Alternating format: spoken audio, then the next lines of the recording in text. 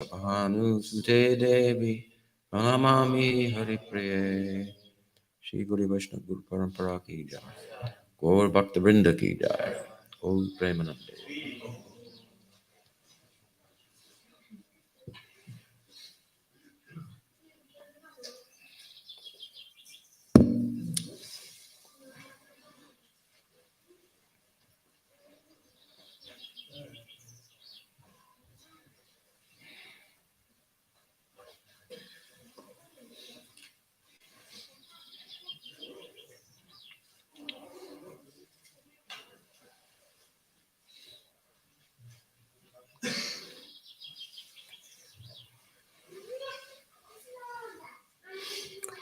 So, good morning again. Today we'll continue from where we left off last night, where the intimacy in Sakiras was being discussed, and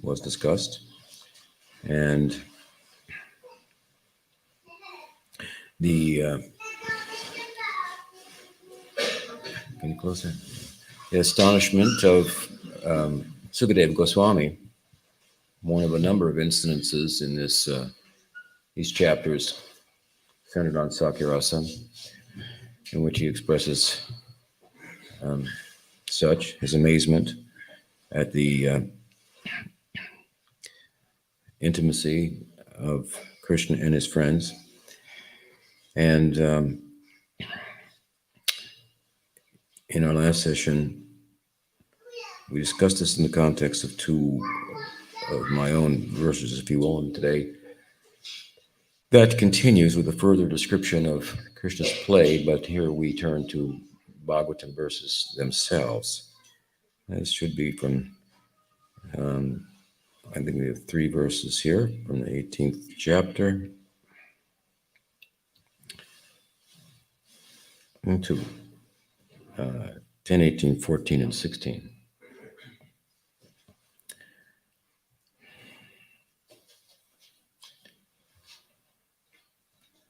Kvachid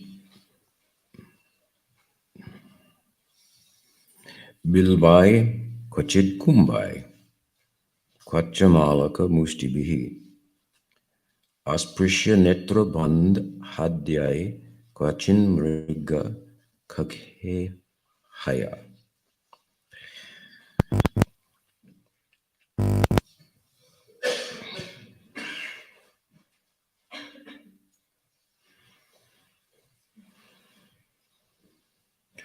Kvachit cha dadura plabayer bibidhaya upahasakai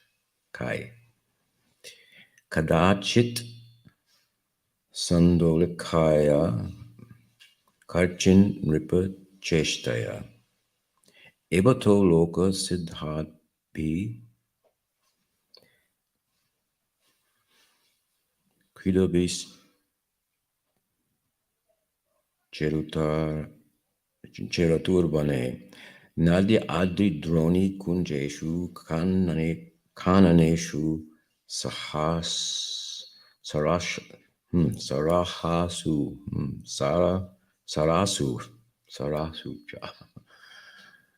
So you Slavs may be better at it than me. Slavic language, a little closer. Anyway, this is a description of Krishna's play. I'll read my rendering of these verses in English. These fast friends that have been described plucked and played with various fruits, using them as balls suitable for different types of games, some well-known and others invented in the moment. They played various games of tag, games in which boys were blindfolded involving guesswork, and games tied to wagers with sticks and flutes to win or lose. From gambling. They built bridges, dammed streams, creating pools in which to wade, and amused themselves by mimicking the motions of musk deer and mocking the sounds of birds. They imitated leapfrogs and swung from the trees like monkeys. And at times, Krishna played the role of a monarch, a king, with his sakhas as his ministers, minions, scouts, and soldiers. Sometimes he ruled with Ram, and at other times, separate from Balaji, but accompanied by Narmasakas such as Subal, King Krishna served the imaginary emperor Kamdev, tasked with taxing the young milk maidens that Radha might pay the price of her prem. King Krishna ki jai.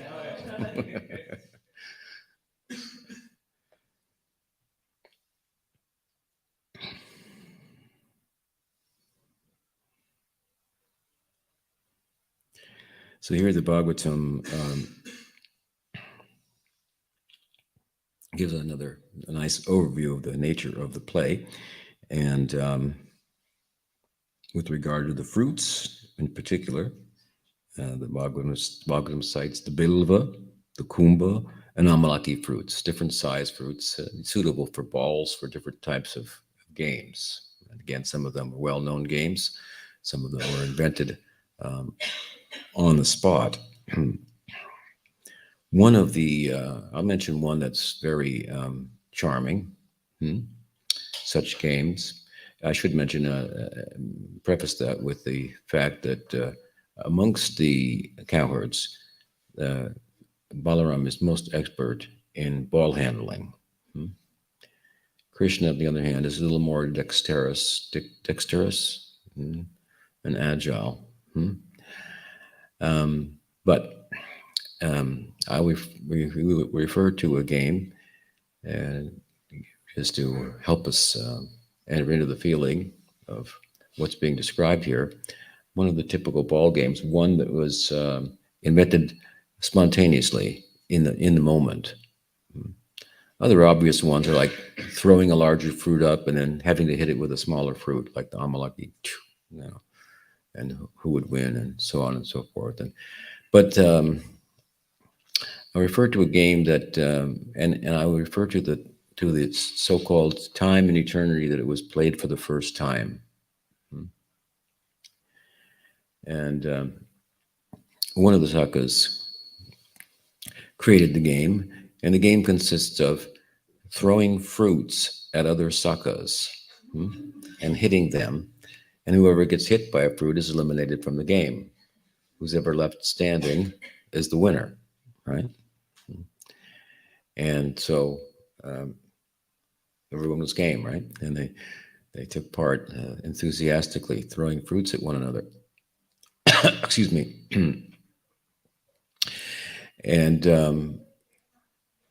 Krishna was a little difficult to hit, moving very, very agile, as I said earlier. And at a certain point, which all's fair in such games, in many respects, a group of boys ganged up together in order to, and made a plan in order to hit Krishna and eliminate him from the game. And so they hid behind in the bushes around a large banyan tree, and then others in on the plan drove Krishna towards the tree with their fruits, which he was avoiding, and so forth.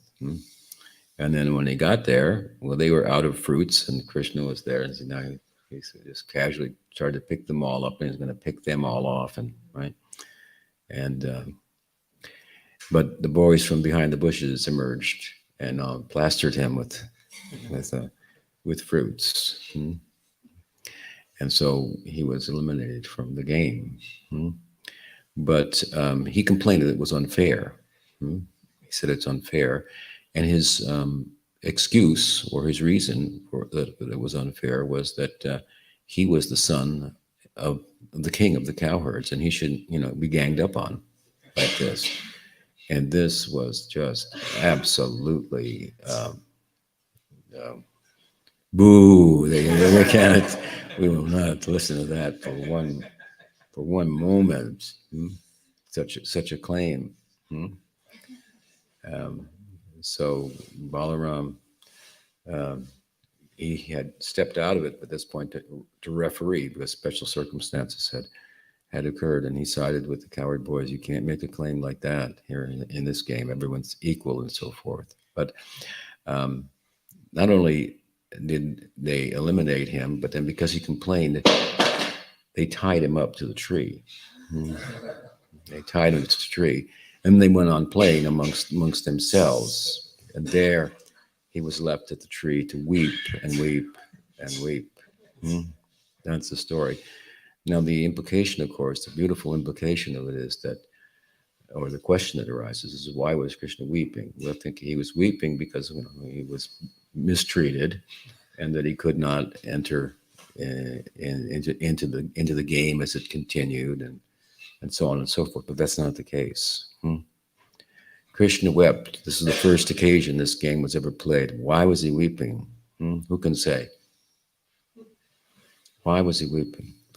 He was weeping because he realized at this point, I've attained Sakirasa. They're treating me equally. I try to assert my Aishwarya in some way. I'm the son of the prince. I'm the prince. I'm the son of the king. You can't deal with me like this. But they wouldn't have anything of it. Right? So he was overwhelmed with tears of joy that he had attained such a status. Beautiful story. So in this way, they invent different games, and one of them here that is significant and relative to the fact that we're discussing the adolescent pastimes of Krishna, in which, as we know, the gopis start to play a role. They enter into the scene and so forth.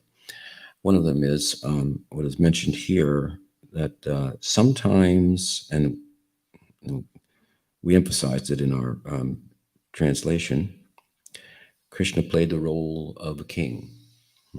So when he played the role of a king, then he would appoint other friends of his as his ministers. He needed a secretary, some scouts, a prime minister, and an accountant, and so on and so forth. And Sanatana Goswami gives in his commentary a brief reference with regard to the fact that this playing as a king is mentioned as one of the games, that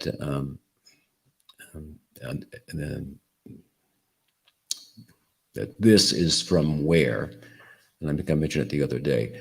Rupa Goswami, and following his lead, Raghunath Das Goswami, have drawn a impetus to, from the Bhagavatam at least, to write their own Lila granthas regarding the what's called Dan Keli, the Keli of taking a toll.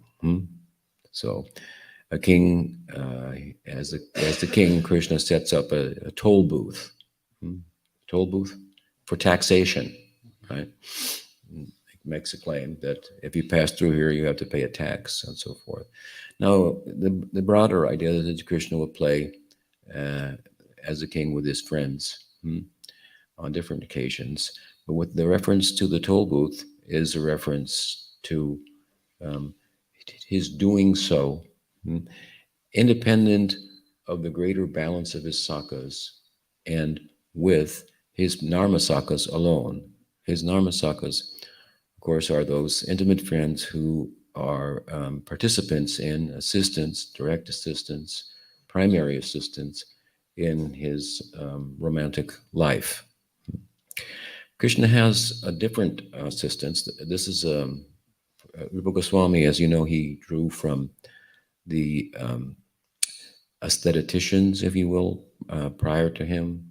For example, Sahitya Darpana by Vishwanath, that's not our Vishwanath Chakravarti Thakur, but another Vishwanath, is relied upon considerably for by Rupa Goswami for the structure that he uses to explain bhakti rasa. So, in other words, in drama, you have a hero, you have the heroine, and there are other elements and ingredients and so on. And that's where all these fancy names come from and so forth, right? And we think, I can't understand that. We don't necessarily need to know all the Sanskrit names necessarily, but they are there, and among them, in this regard, with the romantic life, Krishna is said to have, for example, in Sita Dharma, the hero in the drama, romantic drama, is said to have four, I believe it's four assistants, four different types of assistants: the Cheta, the Vita, the Vidusaka, and the Pitamarda. These four. The Cheta is a servant friend. The Vita is a friend who's very cunning, and he knows the tantric arts, and very expert at donning different disguises and so forth, and bringing women under his control for the purpose of the hero. And is the Vita. The Vidusaka, of course, is the joker, the buffoon. Madhu Mangal is a classic example. There are others like Basant, mentioned by Rupa Goswami, and others still, of course, many that he doesn't mention, who plays also a significant role. Madhu Mangal, it's worth mentioning that he's obviously very prominent. We heard in our sessions how he entered into Krishna's life at the dawn of Krishna's adolescence. He lives in the house of Krishna, sleeps often in the same room with him, and so on and so forth. So they're largely inseparable, and he's very privy to Krishna's romantic sensibilities and so forth. But there's a slight problem with him in this regard, because although he is a Priyanarmasaka in bhava, he is also a Vidusaka in terms of his role, a joker, a buffoon, a glutton is also part of the definition of the Vidusaka. So while he is functioning in terms of his bhava, which is to arguably to assist Krishna in his romantic life, pass messages, pacify the gopis, pacify Krishna at times when necessary, so on and so forth, mitigate difficult situations where elders get involved and think they've seen something, and he has to convince them they're seeing things and whatnot. While he's involved in all of these affairs fully, as other Narmasakas are, his buffoonery and the Vidusaka side of him results such that he often says things and does things that are put Krishna in difficulty. While, for example, trying to weigh in on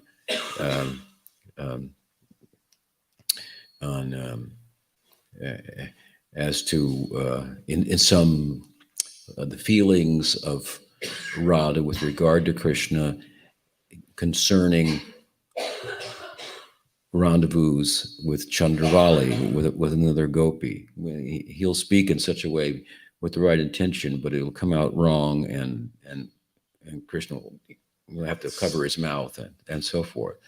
So it's an important side of Madhu Mangal, and it's in that sense he doesn't serve as an ideal Ragatmika Narmasaka to follow per se, and neither is he a Gopa, right?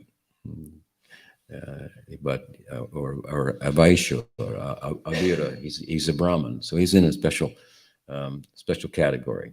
But one of the four mentioned in Sahitya Dharmana, that Rupa Goswami has imported, if you will, into his um, I want to say system for explaining bhakti rasa. He has, and he's named a couple of vitas, a couple of chetas. He's named a couple of, as I say, vidusakas, Hanumangal, Vasant, and the Pitamarda is, as we mentioned the other day, he's the companion, kind of the contrary companion. In many respects, amongst all the cowherds, the most equal to Krishna. After all, Krishna is the son of Nanda Baba, right? And who would be second, so to speak, in terms of respectability in the elders in the cowherd community to Nanda, Vrishabhanu, right? So you have the family of Krishna and the family of Radha, and Sridham's the eldest son of Vrishabhanu. So they come from similar rich families and well-to-do, well-known, and so forth. And so it's a way in which he's portrayed, and accurately so, as being equal in many respects to Krishna. So the perfect companion, if you will, or buddy. But unlike the other three just mentioned, he always has a kind of, I know it's not a kind of an alpha male sensibilities. Now, alpha male, beta male, these are terms that have not given a lot of credibility in psychology today, and are thought to be more like, well, there's so many questions about gender and its spectrum and so on and so forth. But anyway, comparatively, the other three mentioned, their male sensibilities, which, let's put it like this, would rise to the surface as adolescents, and they're all adolescents because they're involved in Krishna's romantic life, that would rise to the surface in and around young, beautiful gopikas, but it doesn't. And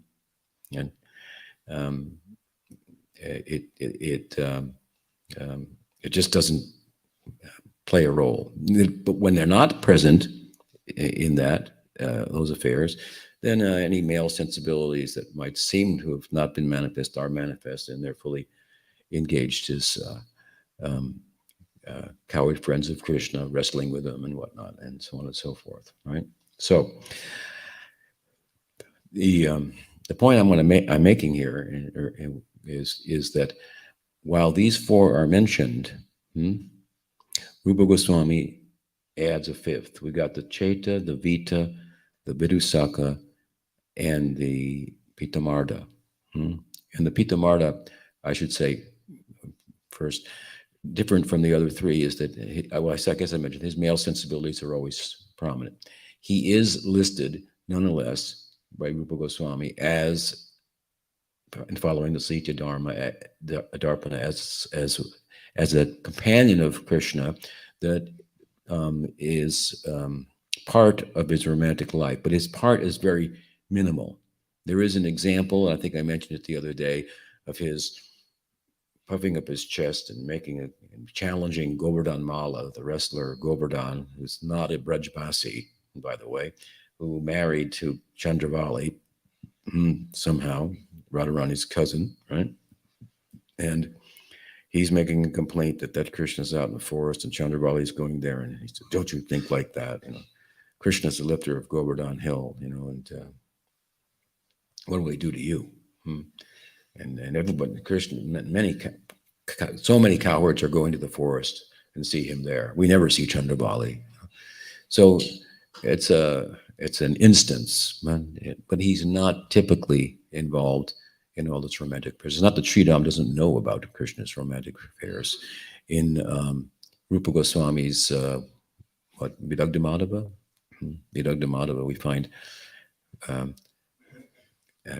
Krishna moving along with some friends and flashing back on the vision that he had of Krishna and says, "Sridham, have you seen Radharani?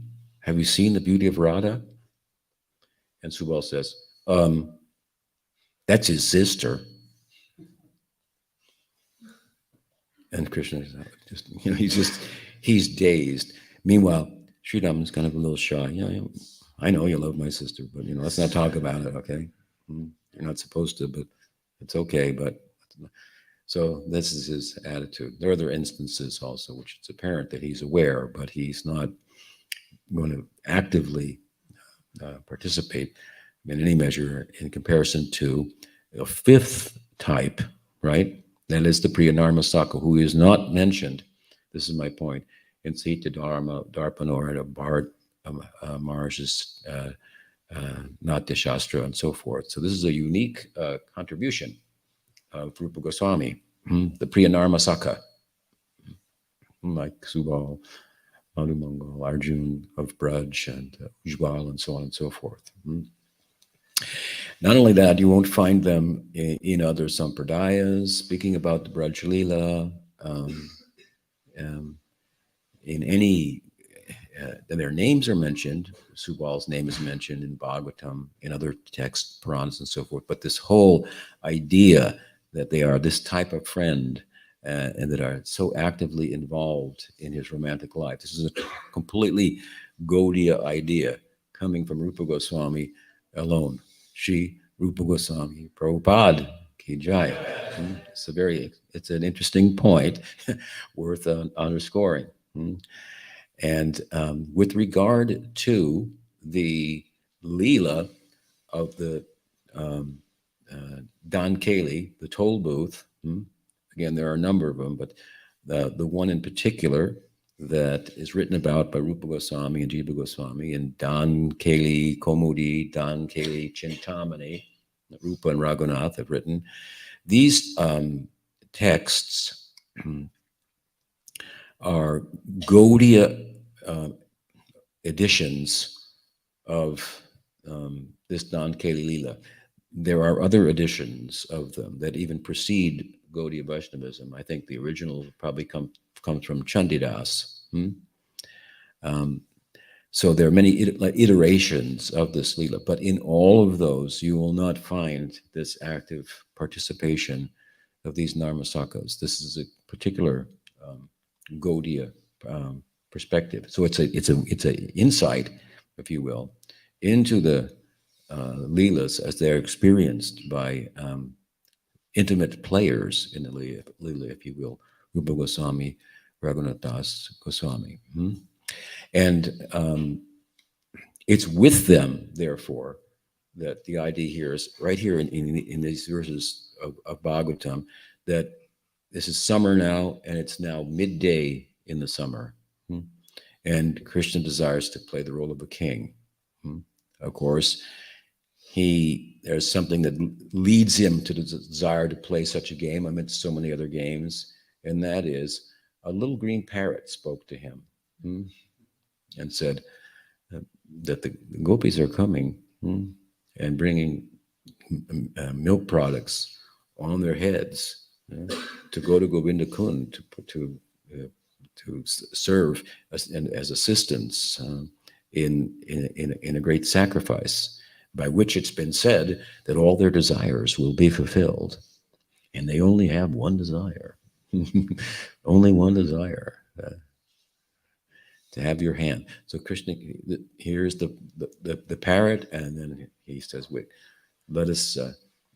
Balaram, you take these boys, take a little rest. I'm going to take a little walk over here with a couple of friends. So many Narmasakas. The Bhav of Narmasaka will go with me. Yeah.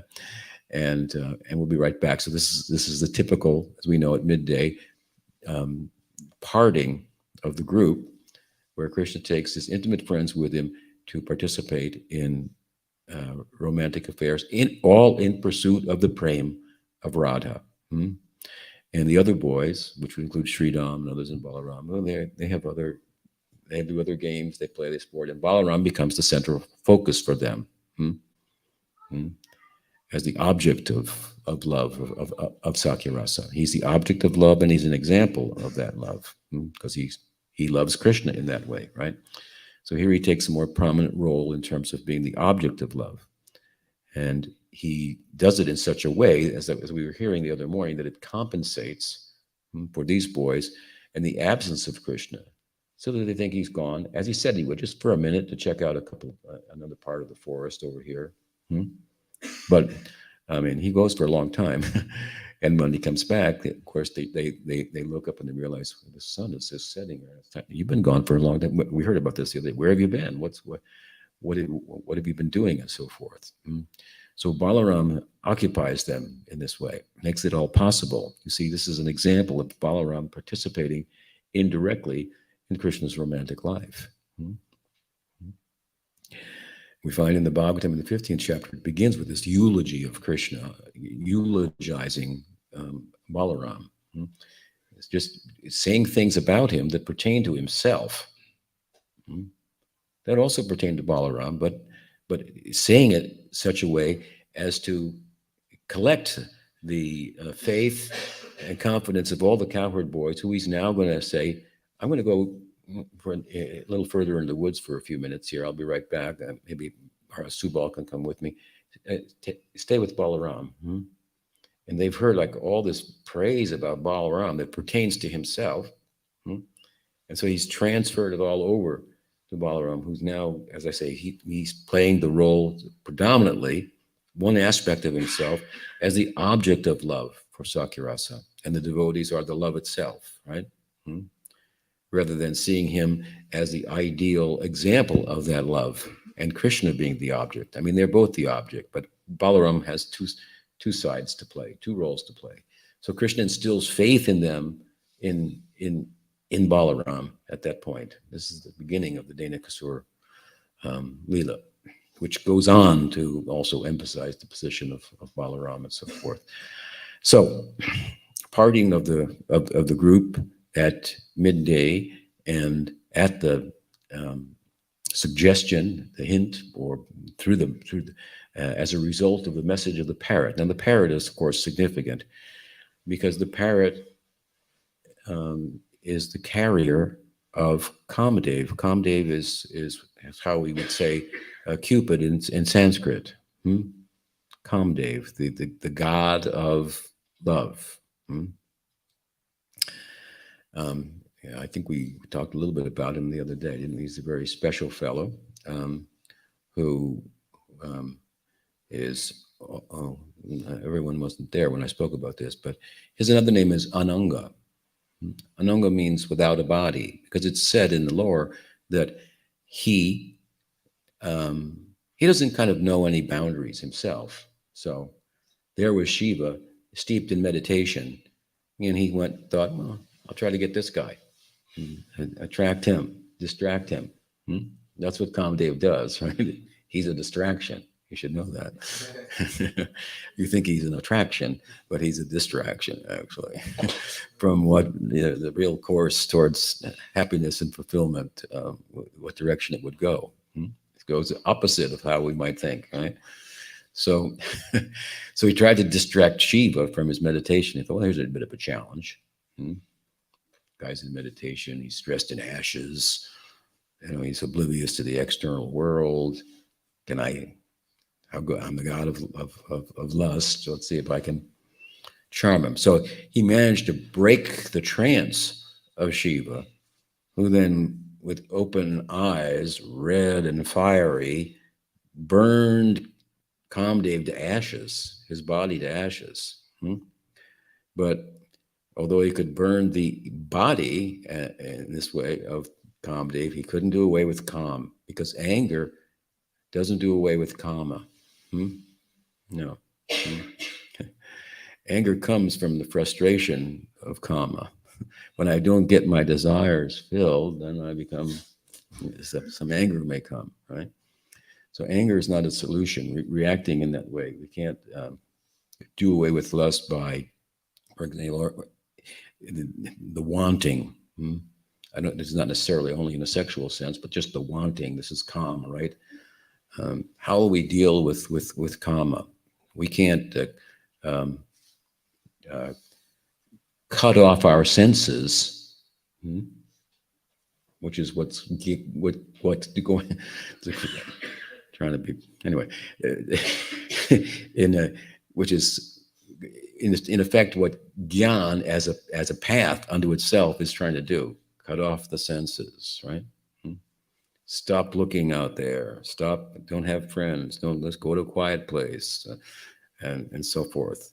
That's not a sufficient means, a powerful enough means to overcome Kam. That's the idea.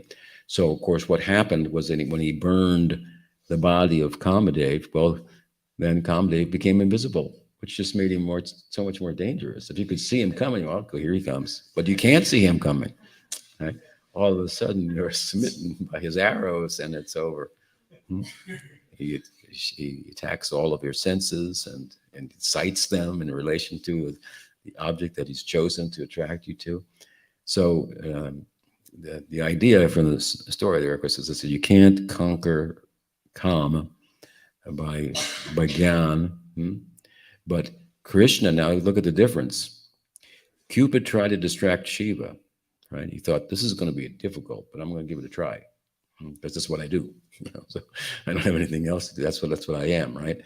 But then when the opportunity came for him to try to bewitch, if you will, or bewilder Krishna in the forest, he thought, this is a piece of cake, as they say. It's like full moon, October, moon here. August moon, harvest moon. It's very romantic. There's many songs about it and so forth, world over, cross-culturally. The harvest moon in a beautiful forest, and young, budding, adolescent girls that are extremely beautiful, and one adolescent young boy who's extremely beautiful.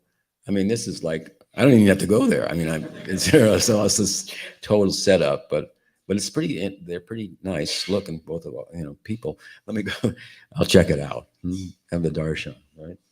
And of course, the Leela of Rasa Leela, which is all about the prem of a romantic life, Madhurya Rasa of Krishna and the gopis, that looks like Kam, but is prem and different from it, like night is from day. They look similar, but if you look carefully, they're as different as night and day, right? One is self-centered, the other is selfless. So what happened was that Kam got defeated. Therefore, another name for Rasa, the Rasa Leela is what? Give me another name for Rasa Leela. Kam Vijay? Another name. What's your name? Kam Vijay. Kijai. That's right. Victory over Kam. That's possible by bhakti, right? Possible by bhakti.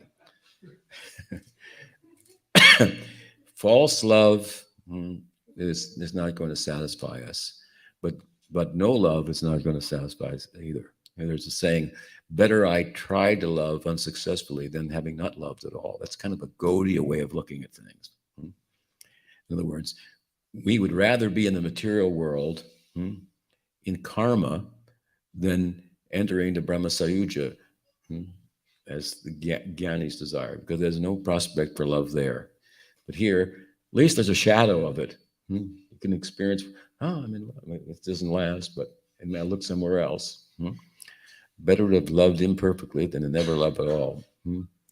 And still pursuing the possibility of love, which is the perfection for all of us. So bhakti comes to make that possible, right? This is the discipline of bhakti. It's the law of love, or beyond love, beyond law, beyond reason, right? Love knows no reason. So Kam Vijay, this is the Rasa Leela of Radha and Krishna, and Kam's carrier. This is my point. In the all of the gods are graphically depicted and described in the scriptures, and for different reasons. Who's the carrier? On what vehicle does Kam ride? A parrot. That's right. He rides on the green parrot. That's right. So why does he ride on the green parrot? Well, yeah. One of the answers is my answer to that is that, um, and we have these green parrots in Madhavan too, by the way, mm, and they fly in pairs. Mm. They're always in pairs. They couple up at an early age. These green parrots, and they are monogamous for life. Hmm? Hmm? And so much so is that the case that when one of the pair or one half of the couple passes away from age or whatever it may be, it's only a few days uh, more until the other partner left behind also passes away. Hmm? So this is the carrier of Kamdev. Hmm? And it's interesting in that, of course, we overtly Krishna's love life doesn't appear to be monogamous, right? But it is, because actually all the gopis are partial manifestations of Radha, aspects of herself, personifying. So that particular aspect can be fully personified, and Krishna can taste that, and so forth. So actually, Gaudiya Vaishnavism is a strong advocacy of monogamy, just like Ram Lila, right? Because Ram was approached by so many sages in the Dandakaranya who had been meditating on the Gopal mantra for yugas. And in the Treta Yuga, Ram came through the Dandakaranya and they thought, that's who we've been meditating on, okay, I think.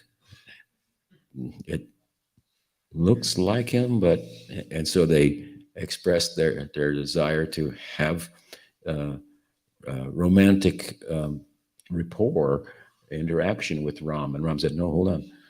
I have taken a vrat. What is that vrat? Ek Patni vrat.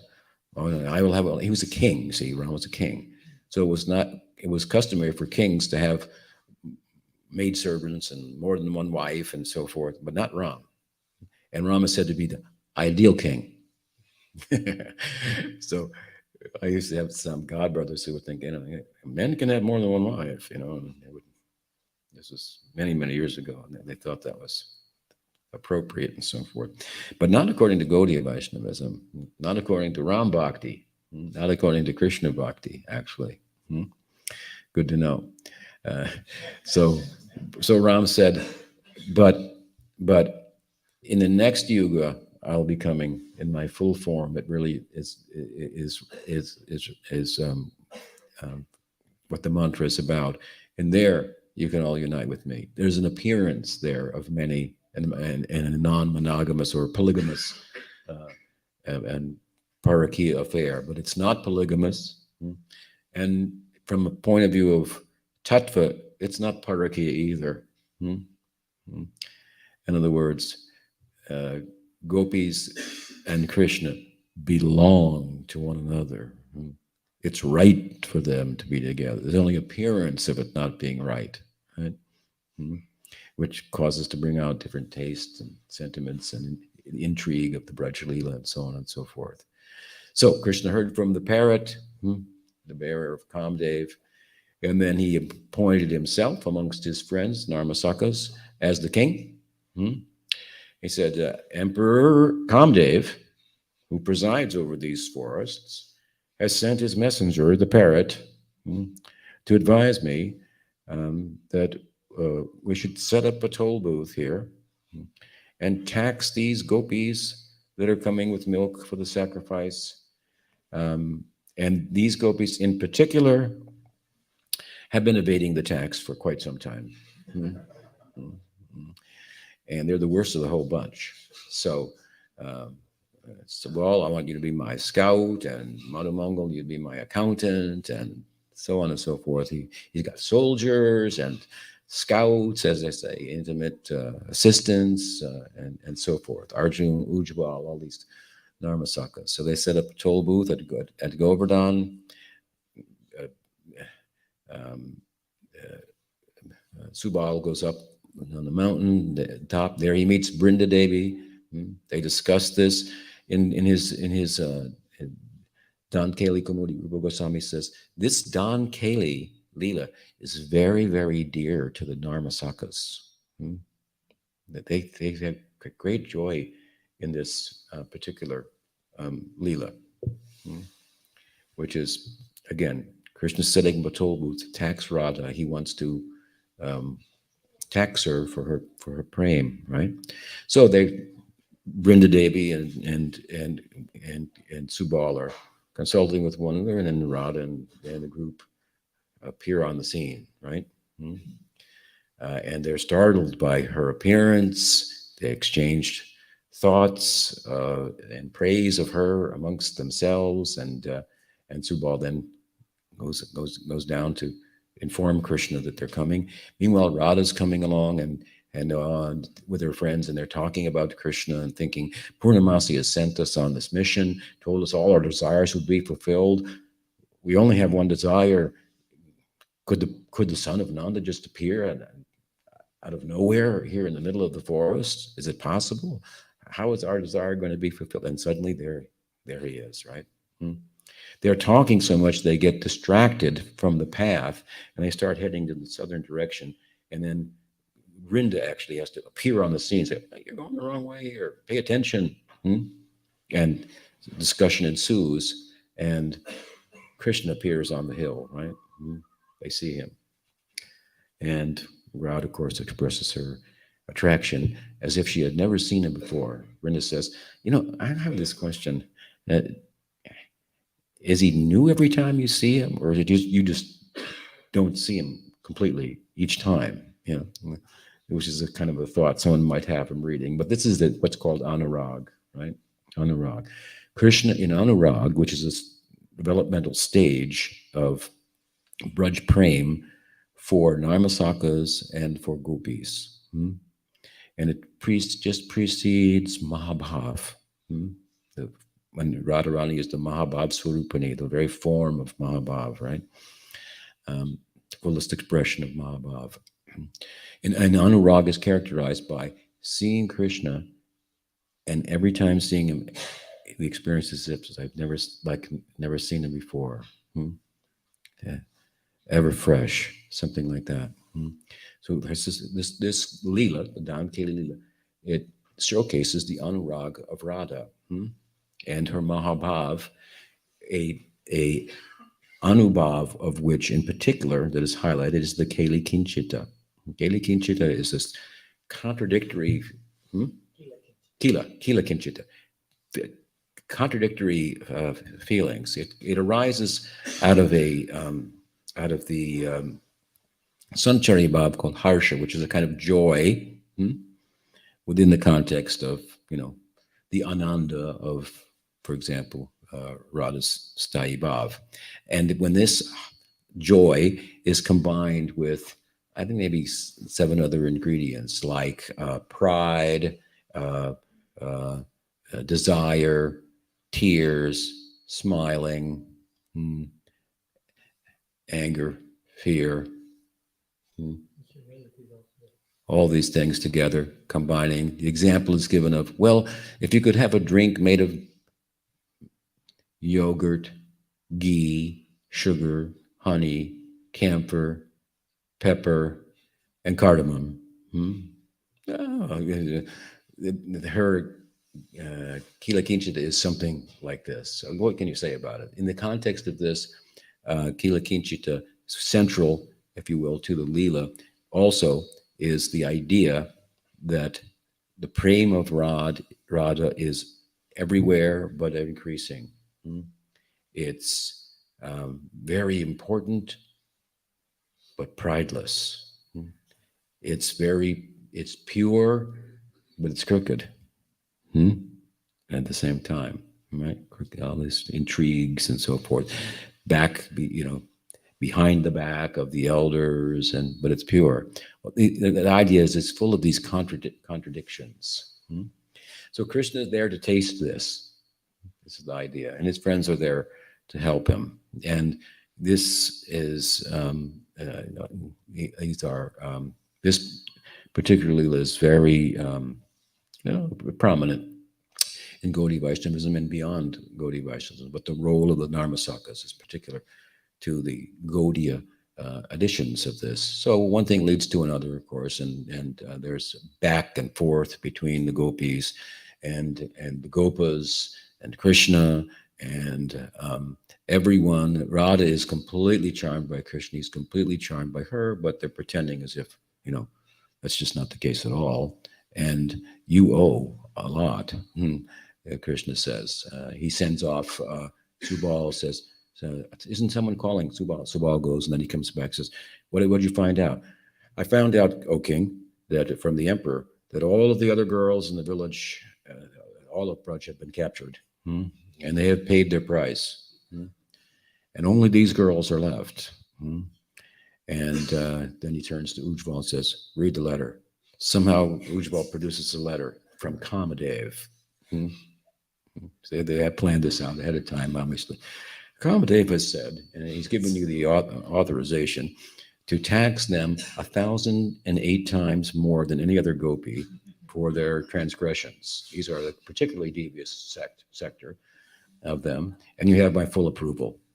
So, and Lita goes, let's go to the sacrifice. Forget these people, these guys. And so then the cowards surround them, right? And arrest them, so to speak. But the gopis are not about to give in to those coward boys. They have some strong response and so forth. And one thing leads to another. It's full of beautiful intrigue and exchange of love that everyone is, between Radha and Krishna, that everyone is very charmed by and very there for the very purpose of bringing out, experiencing, assisting Krishna and Radha in relishing the Mahabhav. And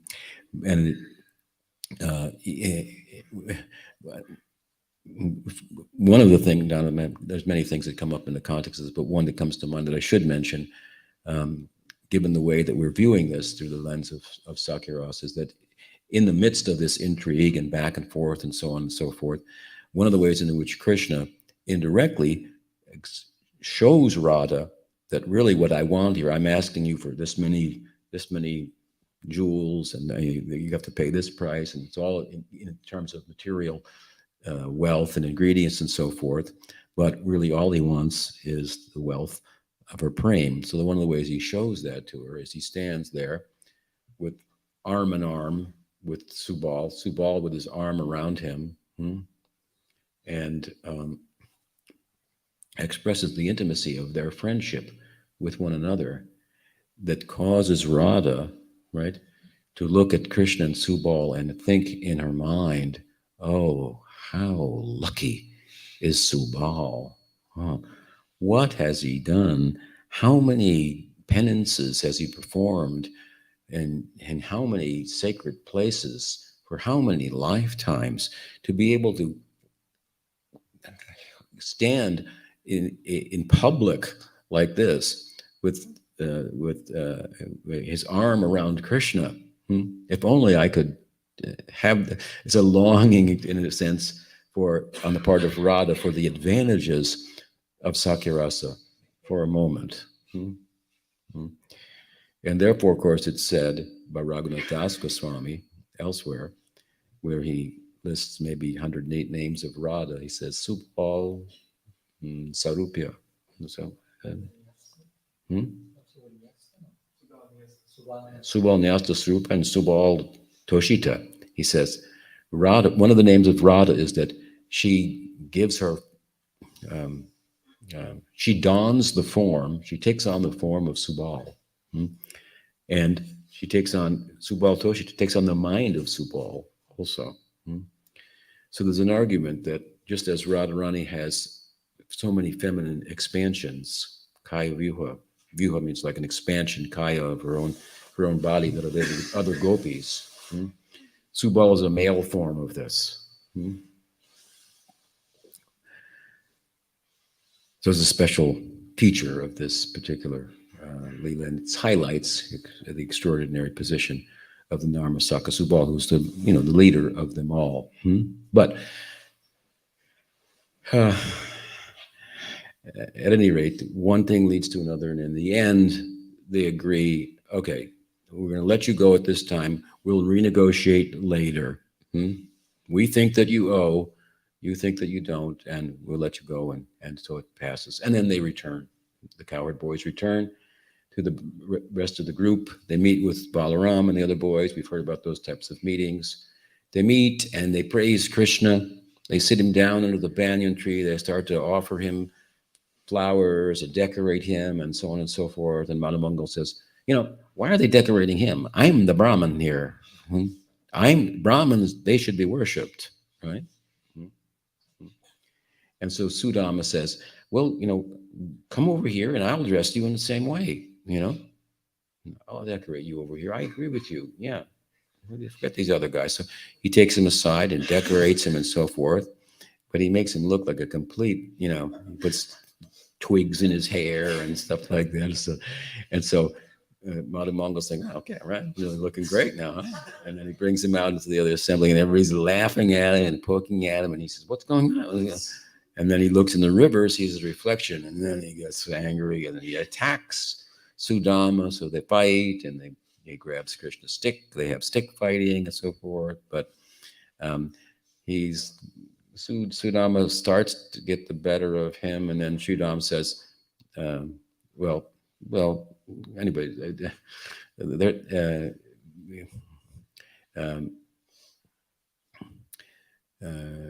Madhu Mangal escapes from Sridham. He takes shelter of Krishna, or from Sudam. Sridham enters into the picture and wants to, continue the match and so on and so forth. As Krishna says,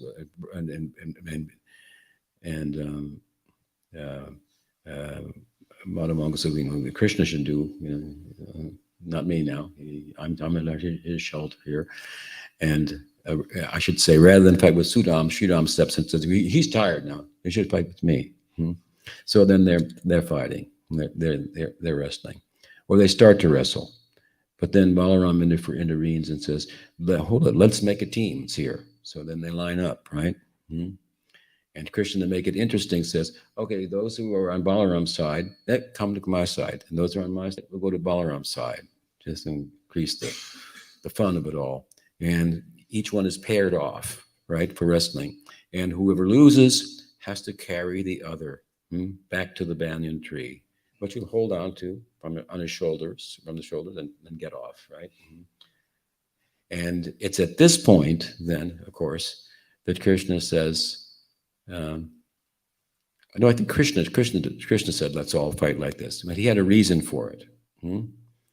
What was Krishna's reason for this? He said, I could fight with Sridham, but let's make teams and everybody can pair off. What was his reason? His reason was because his Aishvarya Shakti, his godhood, his omniscience started to come to the surface because in their midst was a fake cowherd boy. Right? That's Pralambasura. He had disguised himself as a cowherd and paired off, ready, and then he had, of course, Krishna to point him out to Balaram, saying, oh, that guy over there, see him? And that's who Balaram was paired against. It's a very beautiful Lila and a lot of interesting insights. We don't have time to go through it all. It's a whole other class, but this will be our last class. I'll just conclude with this today, that, of course, Balaram defeated Pralambasura, who had to carry him, and he carried him, rather than back to the banyan tree, away. And Pralambasura thought, I'll carry him away. He seems to be very dear to Krishna. So if I take him away, that will take the life out of Krishna. And I'll deal with Balaram, who's not the main one anyway, but he's the main one in Krishna's eyes. So he'll be easier to deal with. And having dealt with him, slain him, Krishna will be half dead anyway, because his friends will have been done away with. So this was his strategy, and he ran away with Balaram on his shoulders. And Balaram already knew from Krishna that, well, this is a demon, but still he was dressed like a cowherd boy. So he could only treat him like a cowherd boy.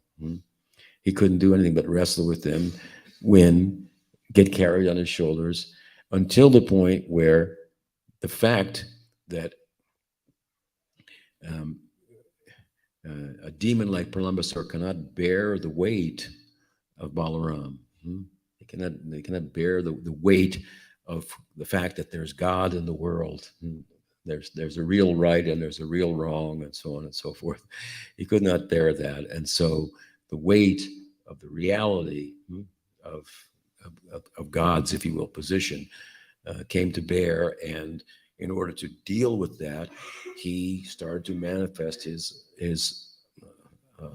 form that on its face is far stronger than any coward boy, a big form and ferocious looking and so on and so forth, which he had concealed in terms of his plan, right? But Balaram, then when he shed his appearance as a coward boy, then he thought he should slay him, and was concerned that he should do so, and quickly return to the assembly of the cowherds, because who knows, maybe some other demon is there too, right? So he returned, and then the slaying of Pralambasur is celebrated by all the cowherd boys, praising Balaram, who gives deference to Krishna. That by his power I've done this, and so on and so forth. So a few thoughts about the slaying of Pralambasur and so forth. God Premanande. So any question? Anything? It's our last few minutes together. Yes, Prabhupada.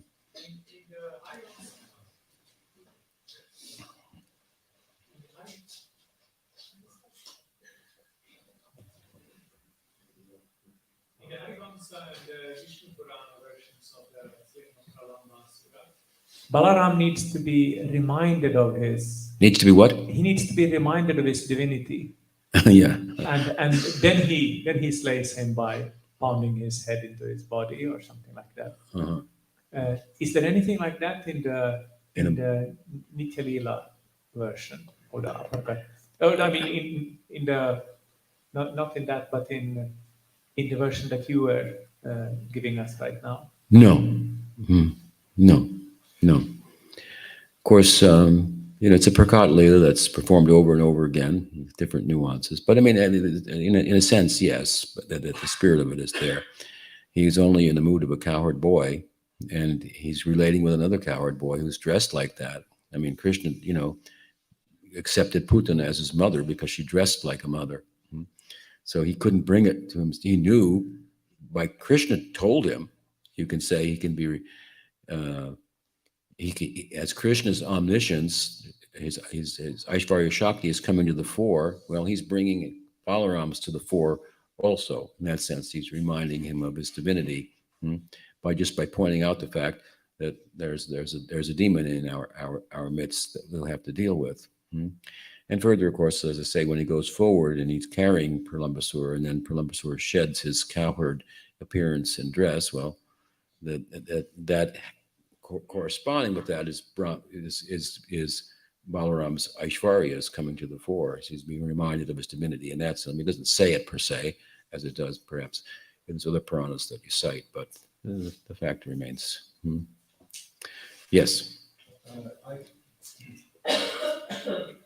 I have questions about all those demons who were killed by Krishna in Vraja-Lila. So we should consider them as some special souls with bhakti samskaras that were able to go into this intimate Krishna pastimes. Yeah. There is a text, Garga Samhita. I think it's thought by a number of devotees that it was written after the Goswamis, and therefore they never cite it. But I have seen it cited by Bhakti Vinod Thakur, by Bhakti Siddhanta, maybe Saraswati Thakur. in our Parivar, Ananta Das Babaji, I found him commenting on it, referring to it once as well. In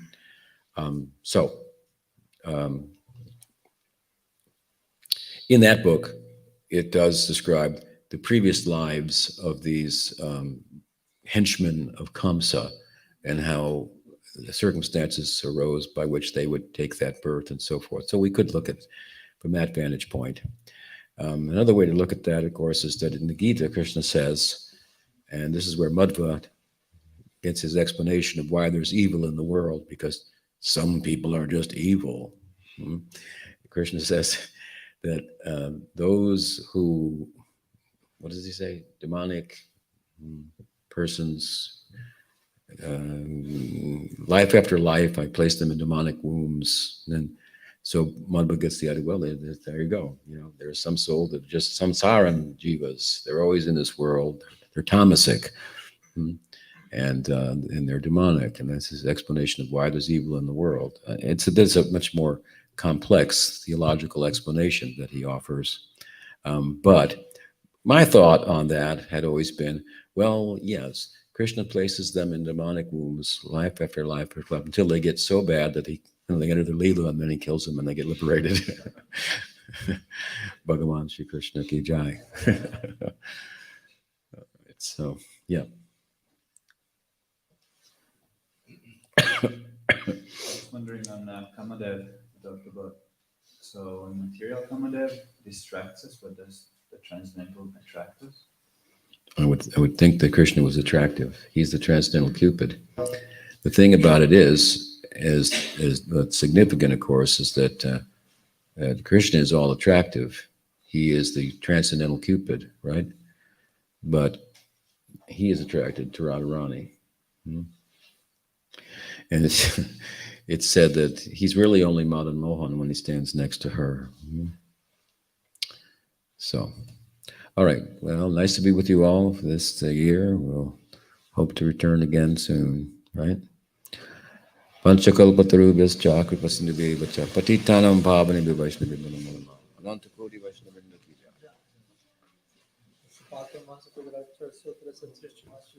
Tripurari Swami Guru Maharaj.